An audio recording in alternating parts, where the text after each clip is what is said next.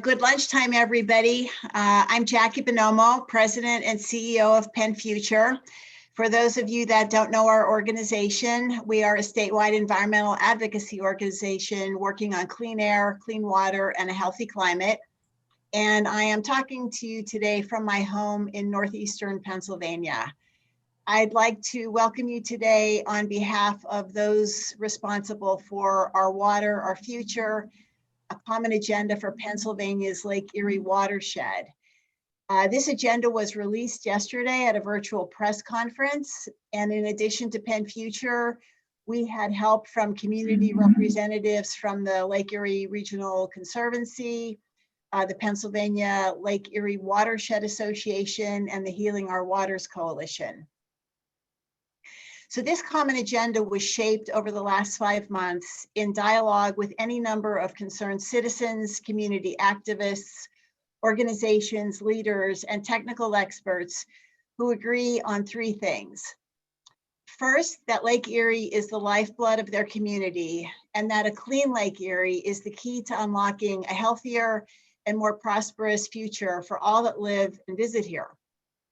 Second, that clean water is being compromised by a host of urgent threats, from lingering impacts of past polluting industries to climate impacts, to present-day developments that resist prioritizing community and environmental impacts over profits. And lastly, that everyone who lives here has a right to have their voices heard, and that many more mechanisms are needed at every level of decision-making to elevate community concerns, and to have them processed and incorporated by decision makers in a transparent and equitable manner. The common agenda is comprehensive in its treatment of all barriers to a cleaner Lake Erie, but also balanced in the sheer amount of opportunity, from small steps to sweeping policy changes, that we hope will capture the attention of decision makers in the Erie region. Lastly, on behalf of PennFuture, I want to thank everyone who was part of this important process to develop the agenda. So after the 2016 general election, my organization made a commitment to be more responsive to what we call Pennsylvania's mid-sized towns and communities. And while that's not entirely descriptive of Erie, it was that priority that nevertheless brought us to laying the groundwork here, and just this year establish a presence, and albeit virtual, an office here, our 5th physical location in the state. So many aspects of the Erie area align with the interests of PennFuture, from its political influence to climate forward elected officials that need support, to it being a community in transition grappling with sustainability and whose economy, social, and environmental well-being hangs in the balance. PennFuture looks forward to working with all of you and those of you not yet at the table. Our work here is going to be prioritized by helping put the ideas in the common agenda into action. It's now my pleasure to introduce Sarah Bennett. Sarah earned her BS and MS in zoology at Michigan State University, and she credits her undergraduate experience there for teaching her the complexity of science, technology, and social issues. Before she joined PennFuture, Sarah was the chairperson of the biology department and co-director of the environmental science program at Mercyhurst University. And she also previously served as the university's sustainability officer, and she chaired the Green Team and Sustainability Fund Review Board. Sarah's a lifelong resident of the Great Lakes region. She grew up in Michigan, where her love of the outdoors began. And she and her family moved to Erie in 2008. They love the Erie area, especially the beautiful Presque Isle State Park.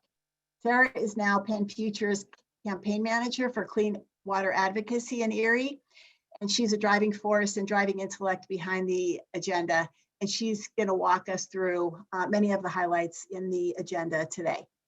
Sarah, over to you. All right, thank you, Jackie. Thank you all for joining us for today.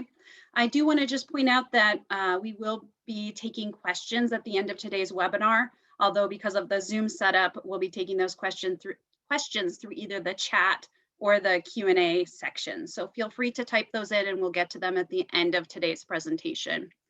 So Like Jackie said, I've been a Great Lakes gal my entire life. I've always felt a connection to the lakes because I've been surrounded by them.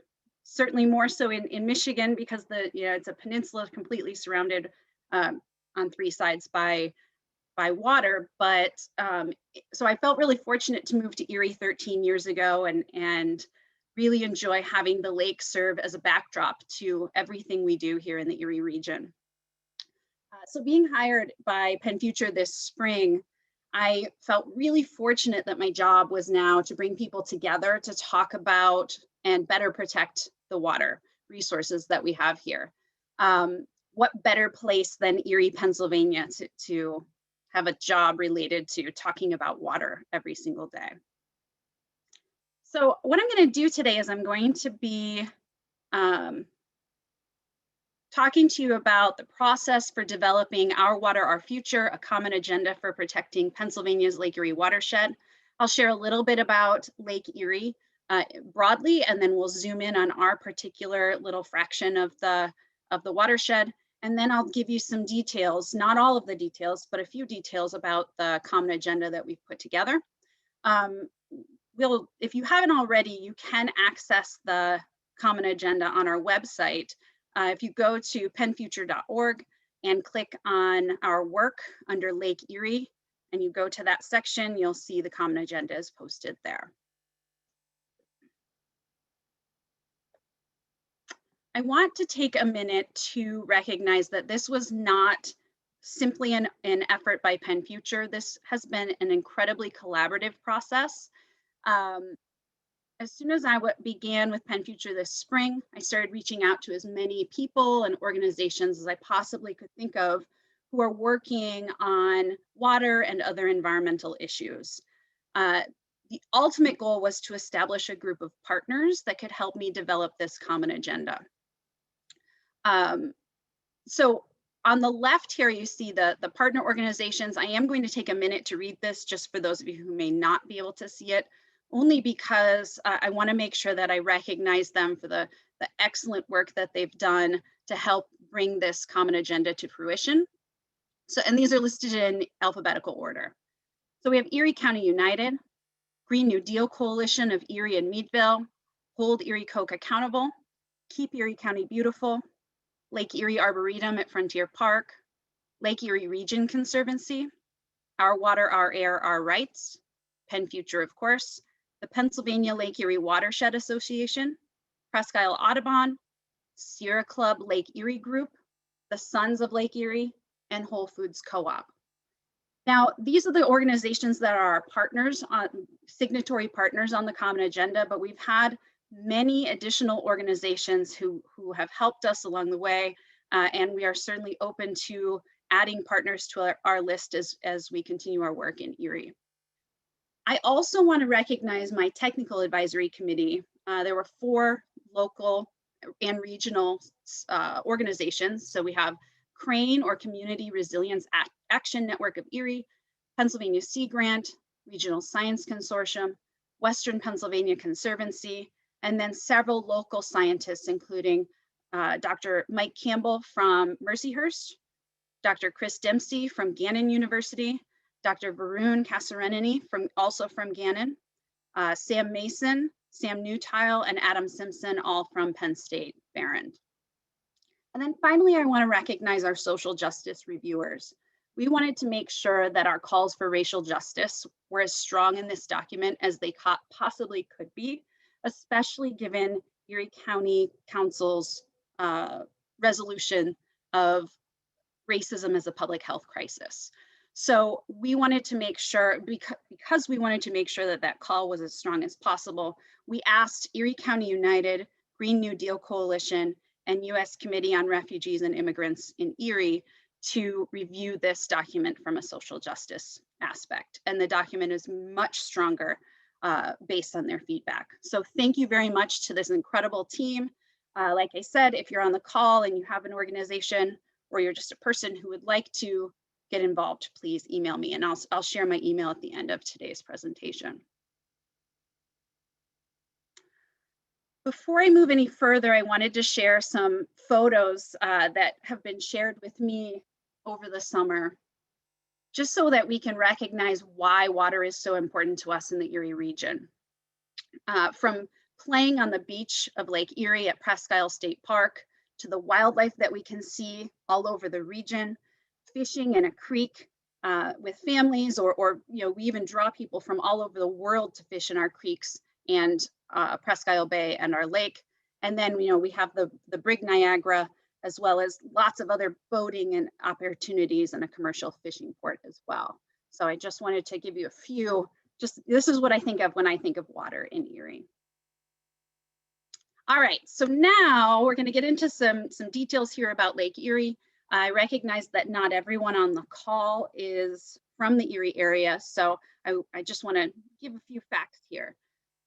First of all, if we take a look at the Great Lakes, at the Lake Erie Basin broadly, we can see that it's bordered by New York, Pennsylvania, Ohio, and Michigan, as well as the province of Ontario in Canada. It supplies drinking water to more people than any other Great Lake, and that's 11 million people basin-wide. It's the 11th largest lake in the world, and I share this because when you live close to one of these Great Lakes, it's really easy to become, it's really easy to take it for granted.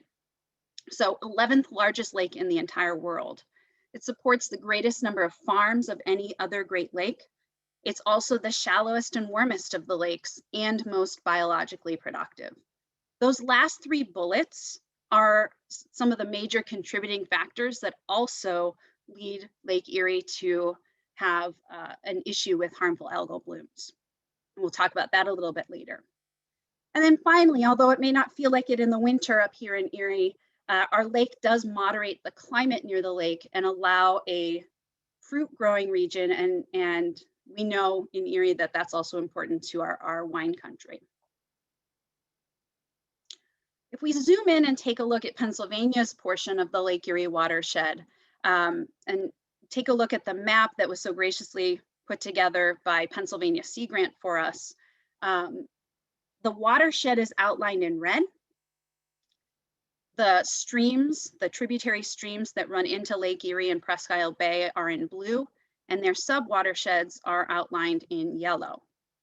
The Lake Erie watershed does dip down into the northwest corner of Crawford County, but otherwise is completely within, in Pennsylvania, is completely within Erie County. This watershed provides drinking water to over 240,000 people in Erie County. I also wanted to share, and this was a really big accomplishment for the area, Presque Isle Bay was delisted as an area of concern by the Great Lakes Water Quality Agreement. That's what GLWQA is, in 2013. So that's pretty recently that it was delisted, and that was due to major efforts by our state agencies and lots of funding to clean that area up. The watershed also supports a $40 million fishing industry in the region, $1.2 billion tourism industry, and a $23 million agricultural industry, among many other economic activities that this valuable resource supports. So I bring this up because I want to point out that to say that water is important to the Erie region is really an understatement when so much of our livelihoods really rely completely on this water resource. Okay, so now let's talk about the Common Agenda. I'm going to just share the process for how we developed it, and then I'll jump in and share some of the details. So the Common Agenda is a plan for better protecting water quality in Pennsylvania's Lake Erie watershed. It includes changes in policies, decision-making practices, and promotes collaboration to make sure that we're protecting the watershed as well as we possibly can. The term common in this agenda indicates that the threats, their prioritization, and the solutions that we put together into this document was agreed upon by all of the partner organizations. To put this together, like I already told you that at the beginning of the spring, I started convening groups of people. So we brought partners together and the technical advisory committee to start to have conversations about what are the threats, how should we prioritize these threats, and then what are the solutions to those threats that we can recommend in this document. We met through Zoom throughout the summer. Thank you, COVID. That's certainly, and this is another kind of plug to say that if your organization is interested in joining us, please do so, because the inability to kind of go out into the community certainly limited the number of organizations that we're able to connect with. So we do recognize that.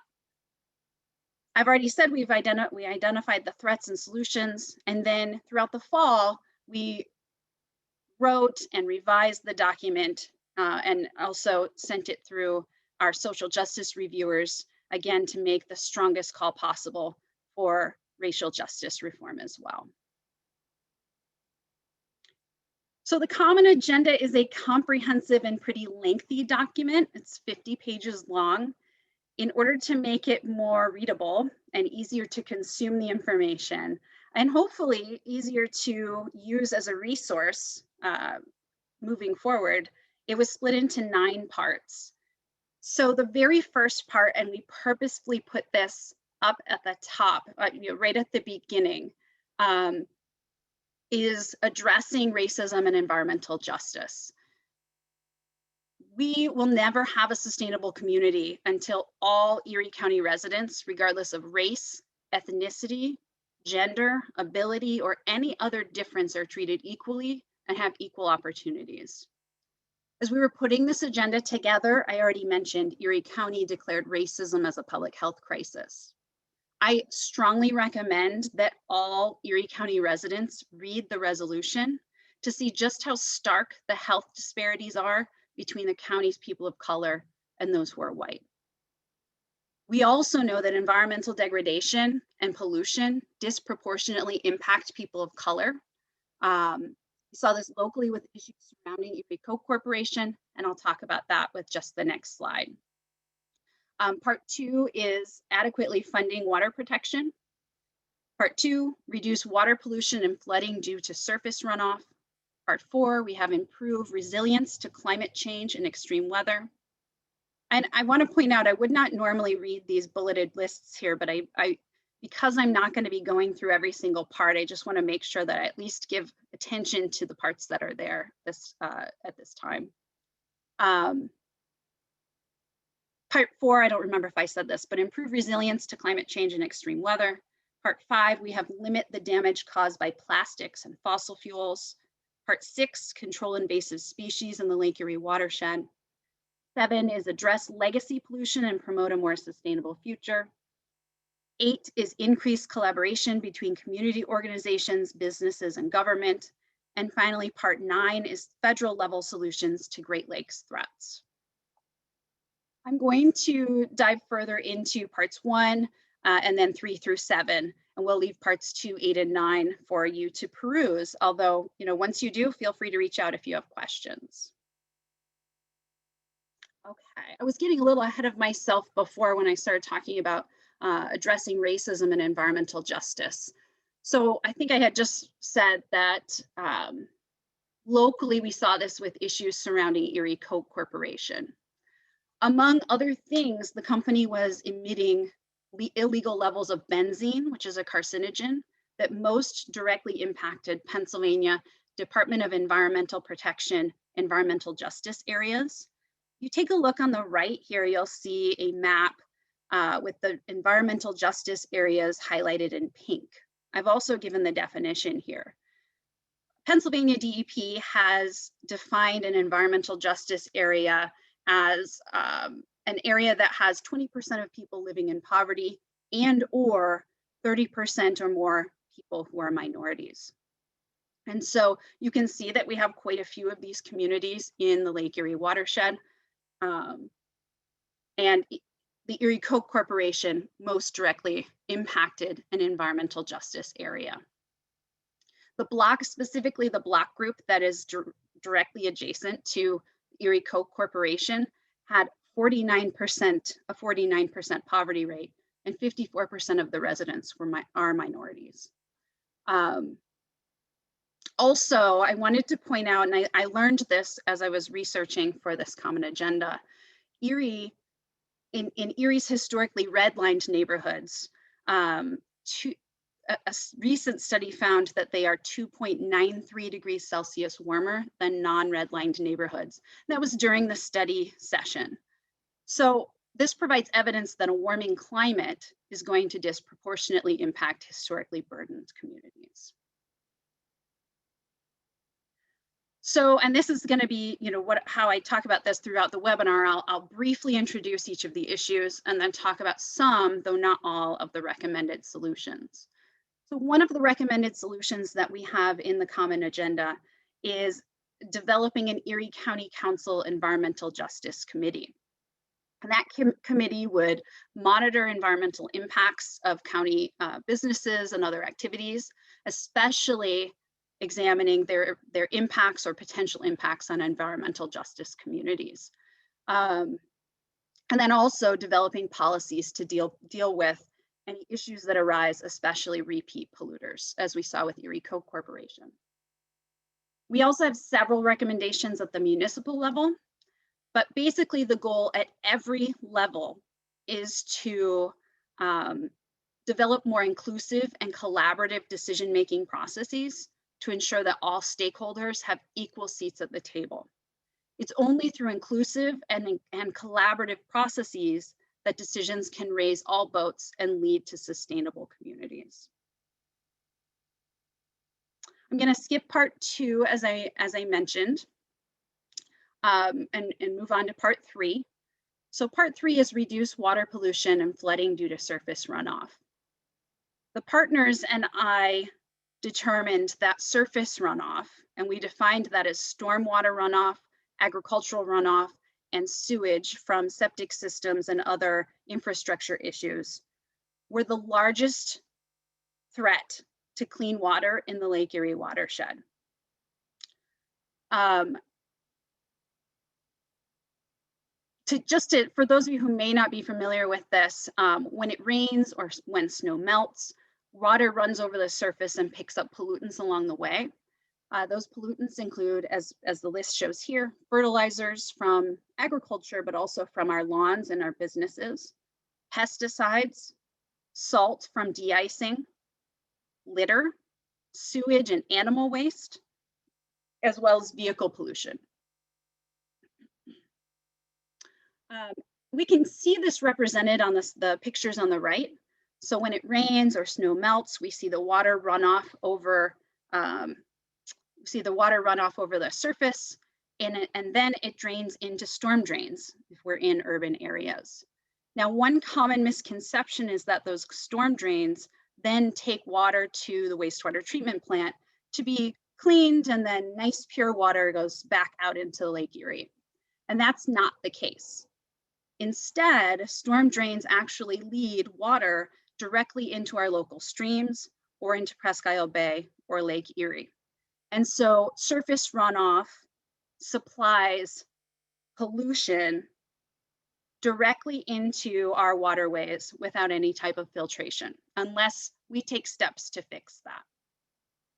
I also, before I leave this slide, I'm getting ahead of myself again. So one of the issues here, and this is one that if you're from the Erie region, you know very well, is that especially when it's fertilizers running off into the water, what you end up with is something that may look like this.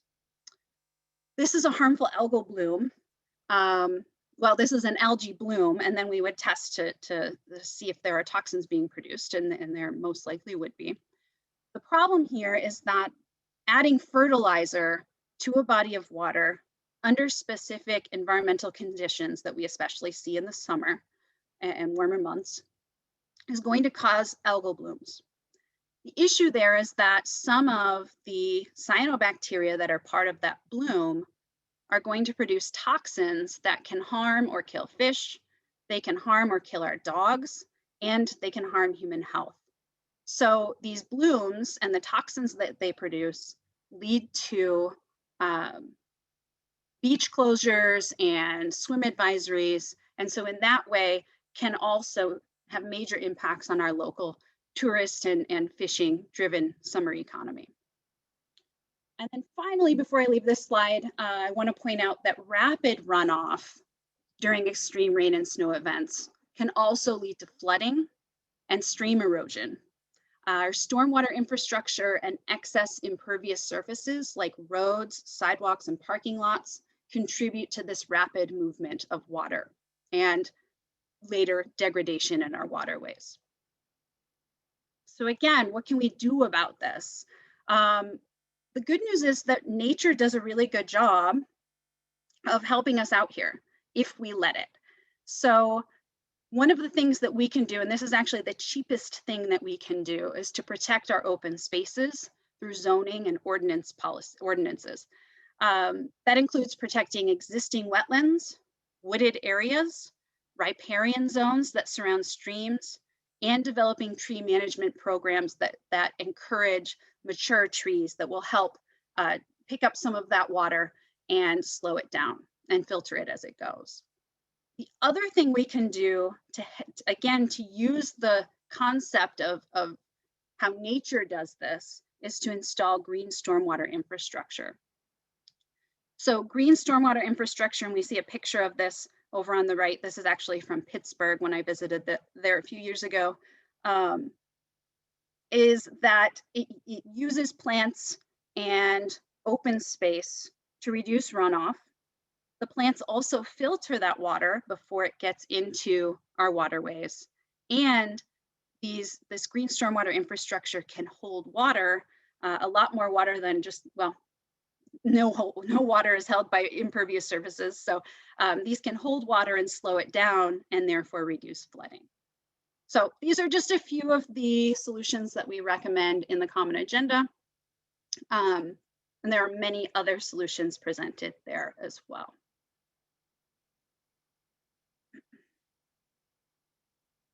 The next part of the agenda is improving resilience to climate change and extreme weather events.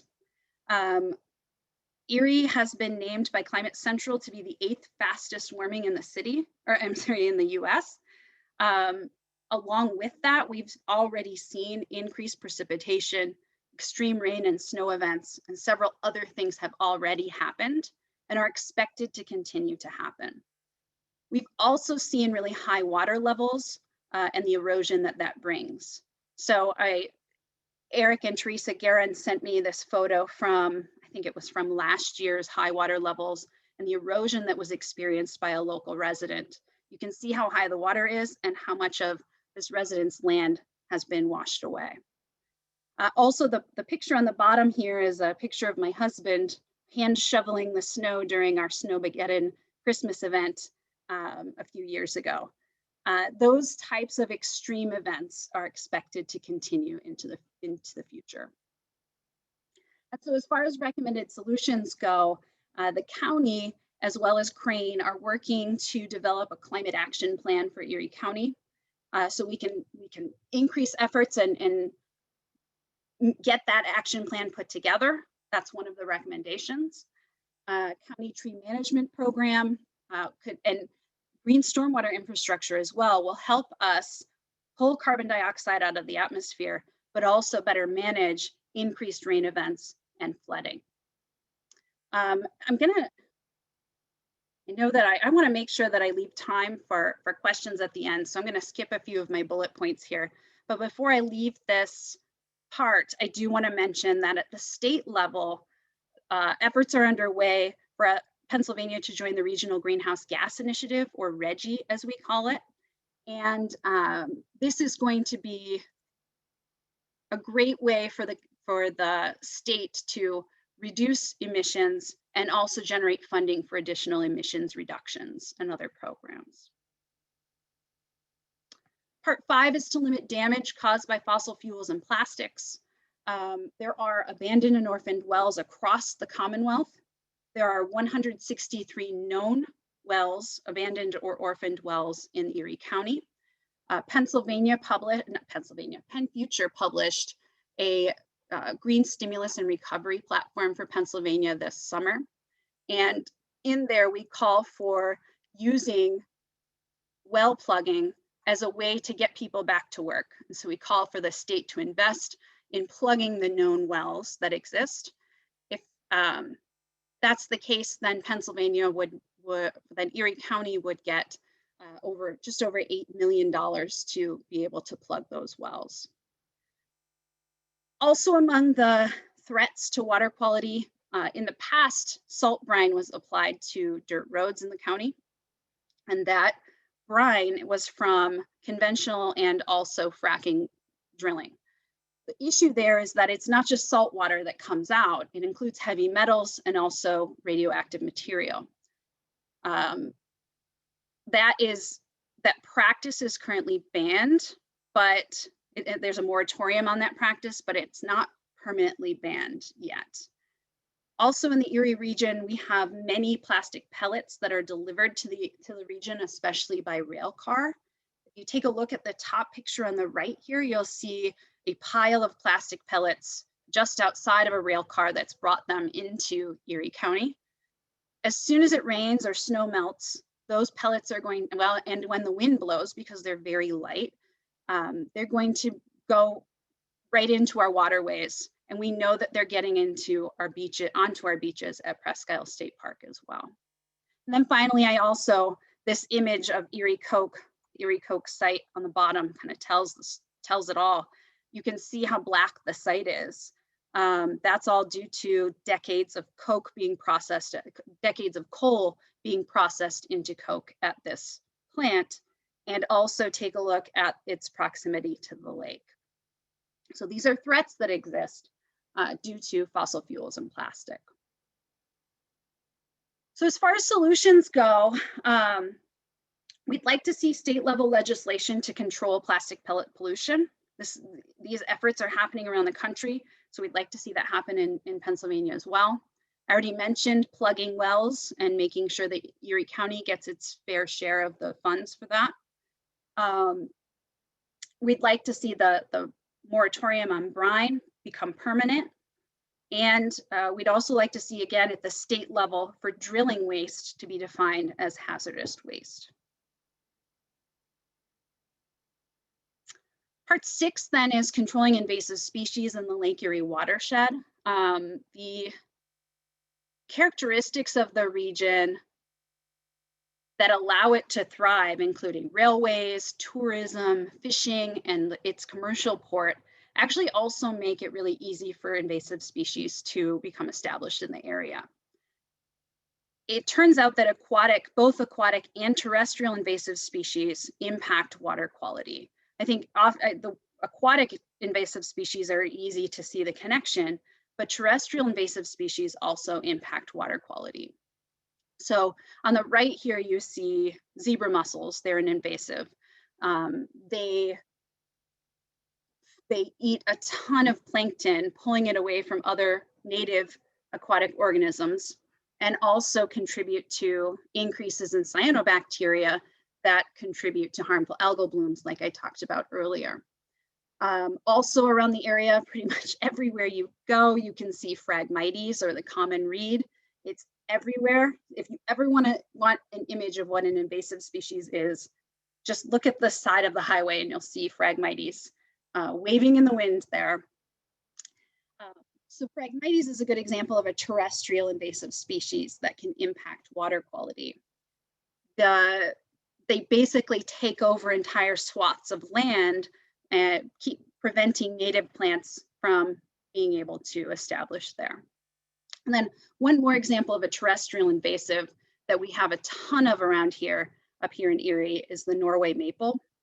Norway maples can, especially when they establish on stream banks, can shade the stream bank, preventing native shrubs and small plants from establishing on those stream banks and leading to the stream bank becoming,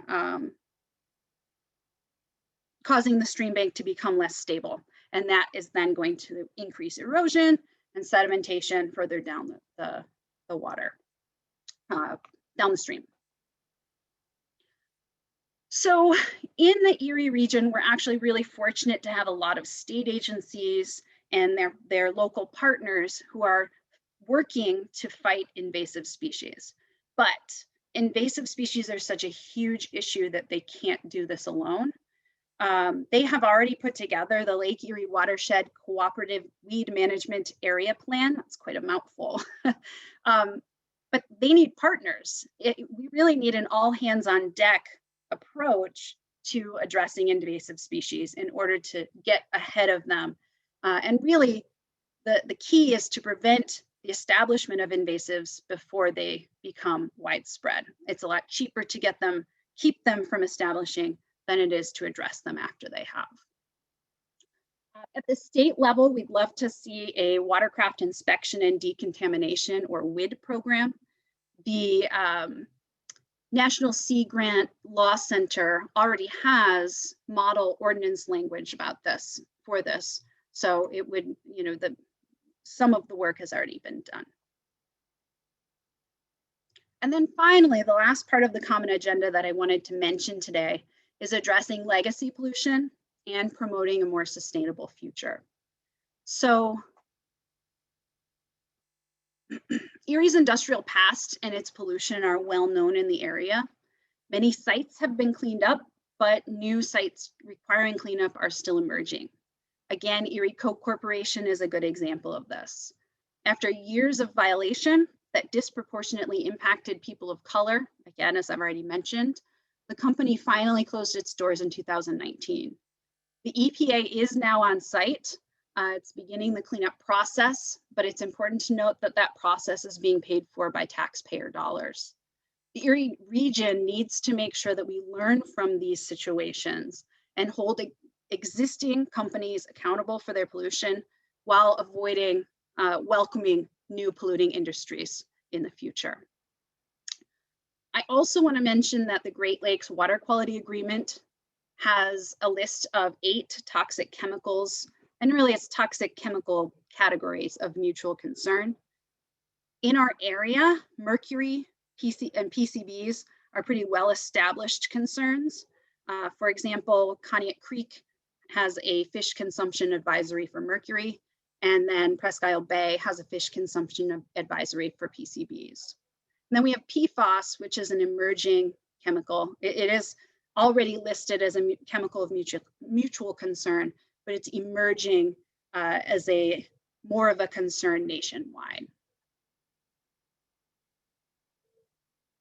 And so to address these situations, to address legacy pollution, we'd like to see brownfield development incentivized. So let's clean up the sites that already exist. Let's develop there before we develop into what are called green fields, or places that have not been developed before.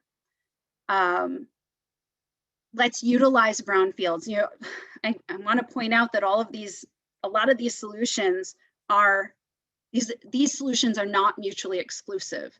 So we can use brownfields, for example, to implement green stormwater infrastructure, which helps address the issue of surface water or surface runoff, and also adds plants to help us with climate change resilience and removing carbon dioxide from the atmosphere. So there are a lot of things we can do that will check a lot of different boxes. And then finally, we can use ordinances to increase protection along our waterways. For example, prevent hazardous materials, prevent companies that use or produce hazardous materials from establishing within a certain distance from a waterway. So the solutions I've shared with you today are just a few that are presented in the common agenda. We want what others in the Erie region want: transformative change that leads to higher quality of life and healthy, sustainable communities. But this type of change requires us to think differently than we always have. It requires protection of water resources to ensure that they continue to be assets, protection of human health, collaboration and inclusion, and equitable decision-making processes that raise all boats. Through these efforts, the Erie region can grow sustainably and support a thriving population. All right, so with that, and I've seen lots of flashing on my screen as people type questions, so hopefully there are a lot for me. I'm going to go ahead and take questions. Before I do that, I do want to say that if you want to contact me for any reason, you can reach me at bennett@pennfuture.org. So let's go ahead and take a look, see what we have here. So the first question is, were agricultural interest groups invited to participate in this initiative or just a part of the follow-up process? Dennis, we definitely, so I would be interested in hearing who should be at the table along those lines. So we have not yet, other than, well, I did reach out to the Lake Erie Wine Country, but that's not specifically to all agricultural interests. So Dennis, if you have resources, please send them my way. And then I see Diana. As far as the moratorium on frack waste, was that done through executive action or some other means? I don't know the process. I don't know if any of my PennFuture colleagues knows the process for that. I just know that it exists at this point. Jackie, do you know? No, Sarah, I'm unaware, unfortunately. Okay. Yeah, so Diana, unfortunately, we don't know, but I can say it exists and we hope that it becomes permanent. Let's see, let me take a look at the chat now here, see if we have any questions there. It's scrolling really fast for me. Yeah, I'm gonna stop sharing here. I think I might be able to better utilize the chat.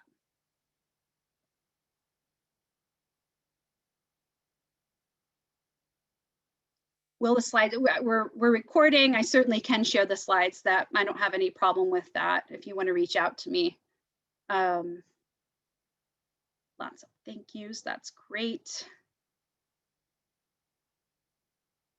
Okay, I think that's it. So if anybody else has any questions that they'd like to type into the chat, I'm happy to take them. Otherwise, feel free to follow up with me at my email. I really appreciate that you all came here today to see what we've been up to.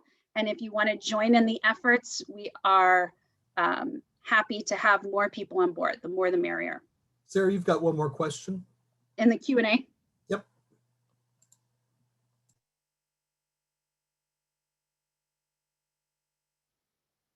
So Freda, I'm not, Freda's asking about, am I involved in any urban tree planting? PennFuture is a partner with Relief that John Vanko and Leaf Arboretum are putting together, Lake Erie Leaf Arboretum are putting together. So we are a partner there. I know that this, and I also am in connection with other people who are working on this. So I'm not directly doing any of that work, but I would definitely like to know about any of those efforts that are happening as they arise. Izzy is asking how a tree management program will work. Izzy, there are actually a ton of examples of cities that have tree management programs already. Cleveland comes to mind. They have, I would say Erie should not reinvent the wheel and should reach out to those communities to build off of and implement similar plans. So basically you come up with the plan. We already have Sarah Peelman at the city as an arborist who would be able to put something like that together. With partners, of course, she is one person, but yeah, so I think coming up with the plan, deciding what works and how to implement that would be a great next step. And I think the Relief program that's happening would feed really well into that as well. All right, well, thank you all for joining us. I appreciate the questions. Like I said, if you have more, feel free to send them my way. Sarah, you actually got a couple more there. Oh, I did? Oh, gosh, sorry. I'm looking at two different things here. The question and answer and the chat. Were faith-based groups invited to share? Many have eco statements. I've been in contact with a few faith-based organizations, and we'll definitely kind of bring them into the fold as much as we can. I can tell you that we've engaged with the Benedictine sisters. Dennis actually and I just had a conversation this week. And so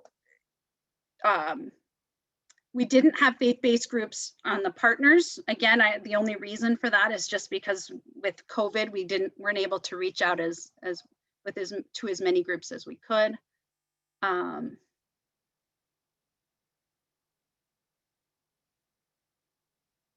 Lori asked if I'd talk about the new plastic recovery plant. I think what I'm going to do there is, so I'll briefly mention that we have concerns, and then I'm going to give a plug for the town hall that we're participating in next Friday, because you can get a lot more information there. As far as that plant goes, we do have some concerns with the plastic flaking that's happening. They propose to take any plastic that they can't sell for recycling, flake it, and send it by barge across Lake Erie. Flakes are even, I mentioned plastic pellets or nurdles earlier. Flakes are even lighter than plastic pellets, and so are more likely to be blown all over the place. And so considering that we already have a plastic issue in our waterways, plastic pellets, plastic litter, just plastic everywhere, I have big concerns about increasing, creating another entry point for those plastics, and one that's even more mobile. So that's kind of my initial answer to your question. And then I'll say next Friday, we're working with the Green New Deal Coalition and other concerned citizens to talk about a town hall. If you want, I'll just type in if you want to join that, you can go to Erie, you can email eriegnd.com and they can give you details about that.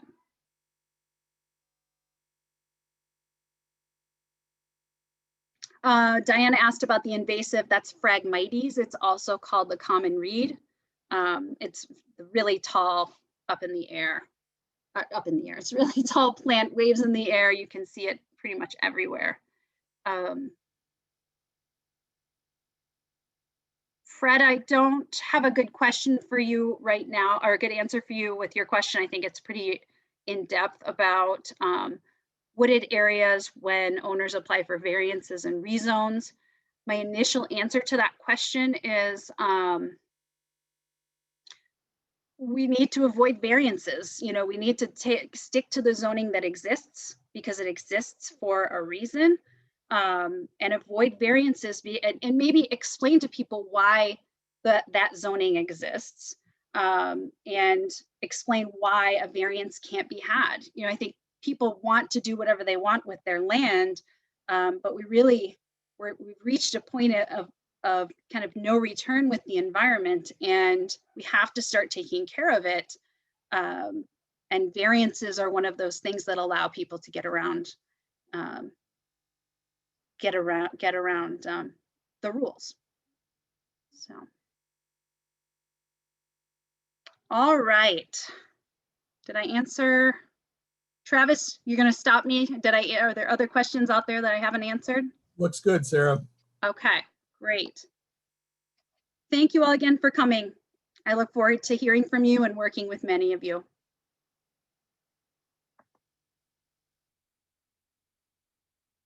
Thank you, everyone. Thank you, Sarah. Goodbye. Bye.